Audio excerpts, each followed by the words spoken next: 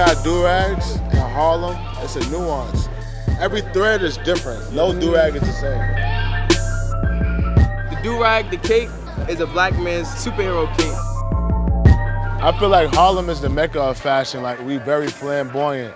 We like a lot of colors. It's like theatrical. We're very prideful people. That's just the Harlem spirit.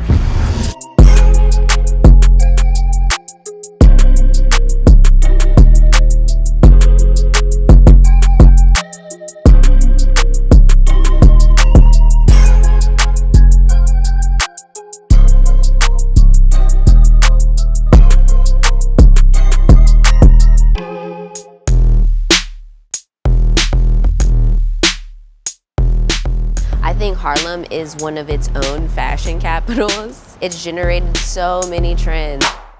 The first time I ever came to Harlem, I felt like everyone had their own signature style and had like this confidence to go with their style. When I think of A$AP Ferg, I definitely think of Harlem World. I just think of the word jiggy. What's up? Yo. How are you? You know, always good spirits, always positive. What's up, camera crew? Yo, yeah. You can get up here too. You might as well just park that bike right there. You got the Ferg bike too? Everything. Okay, so who does what, and you know, what is everybody's personal role? So Carlton, let's start with you. I'm a designer. I work with Levi's. I'm working with Tommy Hilfiger right now. I'm a visual artist. I work with him on conceptualizing ideas and building. We at Jay West crib, my bro Jay West. Okay. Another visual artist. My medium is oil paint, acrylic paint. I sculpt. Also, you did like my first cover, bro. Yeah, Let's not right, forget exactly. that. Come on, man. I was scheming. It sound like you was capping it off. I just had to start it off like that. Like, yeah, y'all mean a lot. But yeah, I did Ferg's first album cover, the Trap Lord cover. You know, we've been at this, like Ferg said, for a long time, for a really long time. We all went to art and design high school together. We would come here after school, hang out. His basement was like used to like, you know, as our studio. There's so much history that comes off this stoop. My father, when he passed away, he left me silkscreen machines, so I would like print my t-shirts and shit in his basement, yeah. So you were printing t-shirts even before you were rapping? Yeah. That was how I was making money, through like Loon t-shirts, Wow. Black Rob shirts. Wow. I had to do like D-Block shirts. I'm talking about like 500, you know, to 1,000 shirts. Heavy orders. Heavy Wow. orders. And that was all here? Yeah, that was all here. I want to show you where the magic was happening, where we was cooking up all of our shirts, coming up with our ideas. Let's go into the basement. Yeah, so this is, you know, home away from home. This As is you see, that crazy. This is our creative heaven.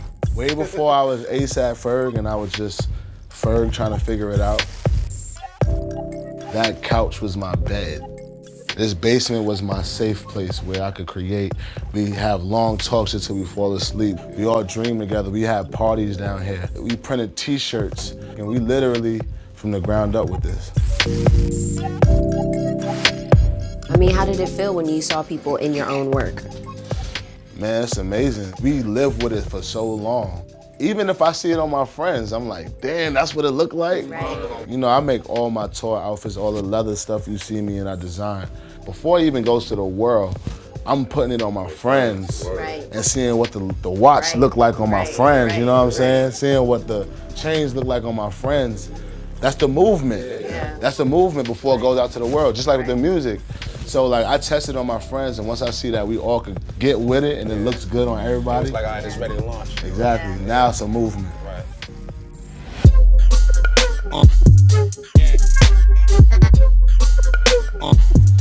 Yo, what's poppin', yo?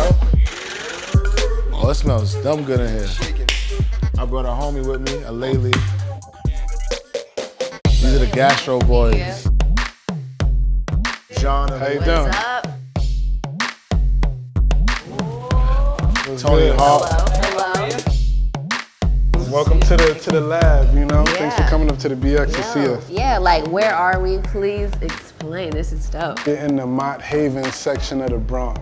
For Ghetto Gastro, we're a collective. We like to do our thing with the food, but interacting with the fashion, art, and design world. Having a social activism as a component of the practice that we do.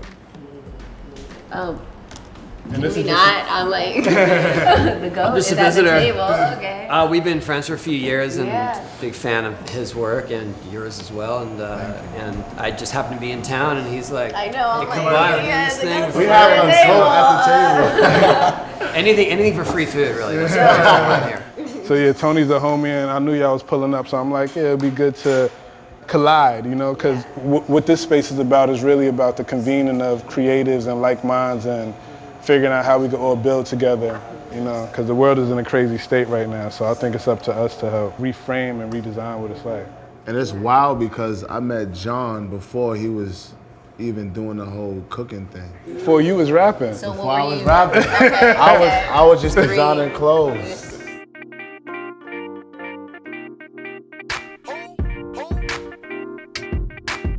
What was the first moments, your first moments when you really recognized style? I think it started with like the women in my family. So like from my aunts and my grandparents, like seeing my mom's old pictures, but then my aunt, who was all about sneakers. So she like had all of the crazy J's and the Jabot jeans, and she rapped. You know, in the world I grew up in, skateboarding, especially in the late 70s, early 80s, the only thing you had was style, because there weren't tricks, people weren't jumping down handrails. None of that stuff existed, but it was all about how you looked when you rode the pool. And I was this scrawny little kid, just read magazines. It was Jay Adams, and it was Stacey Peralta and Tony Alva. And I was just like, I gotta look like that if anyone's gonna notice me. Yeah. So I was trying to learn their tricks, but I was just this scrawny little nerdy kid. I was made fun of a lot for my style, because they're just like, he's like a little circus trick kid. And so that was hard to deal with. And I think it gave me resolve, though, because it was like, I chose this outcast activity.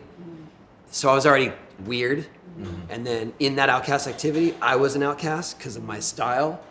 And then at some point I was like, well, I just like this too much. I don't care. Wow, I could relate to the outcast. I went to Catholic school, so the only time I could wear regular clothes, because we had to wear uniform, was like free dress day. Yep. And free dress day, I was coming with like 2 outfits in my backpack just to flex off my outfits. Listen, I can relate to the outcast, also being skinny, trying to find clothes that fit. But how do you feel about skate culture now? I mean, if you look at the top brands, they're not just skate brands, they're fashion brands. Supreme, Palace, Dime, like they all started as skate shops. Yeah.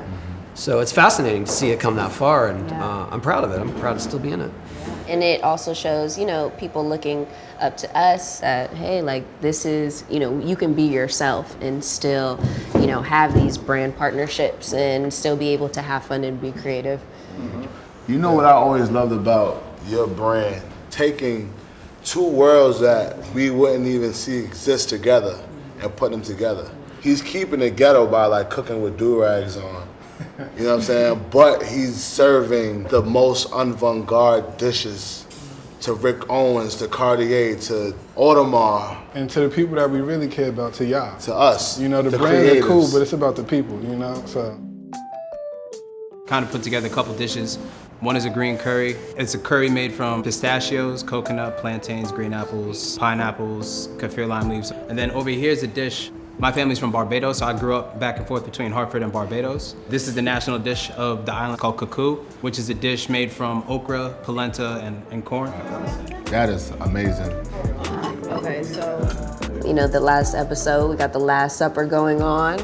Everyone from different walks of life coming together. Jesus on the shirt. Wow, it really is the Last Supper. Ready to snap box with Jesus. Wow. Like, this is a way to get to know each other. It's like we could really build and vibe. It's like, that's how you really build, I think, the bridges. Yeah. We got ghetto in our name, and our shit is luxury. Like, how do you re-engineer the lies that we're told about our communities that reinforce these inferiority complexes? And that's why I stayed in Harlem for so long.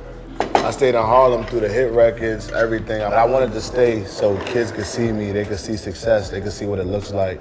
They could see that, like, damn, this dude is traveling the world, making money and providing for his family, and still coming back to the neighborhood.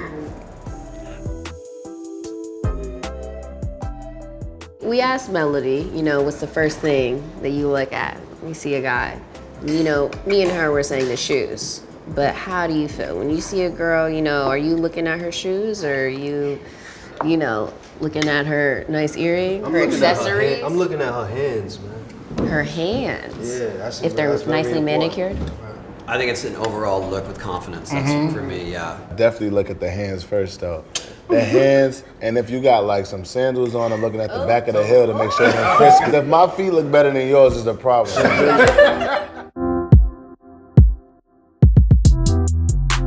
Yeah, this is Silk City. Okay. This is my hood. This is Hungry Ham, AKA Silk City. 143rd and Hamilton. Yeah. This is where I was born and raised. It's my building right here, 501. This for you. This is my boy CJ right here. Okay. What's going on? CJ. Yeah. What is Silk City? Silk City is a culture, Okay. the environment, swag, everything. When we wear do-rags, it gotta be silk. It can't be polyester. It can't be velvet. It can't What about be nothing. satin? Nah, it gotta be Okay. silk. It gotta Yeah, be it gotta be silk. silk, and it gotta be from Silk City. Too, like promoting wellness and Yeah. promoting like men taking care of themselves. Yeah. Like giving back to the kids. You know, when we grew up, it was about having waves and like keeping your waves tight, keeping your sneakers clean. Like it's installing that back into the community.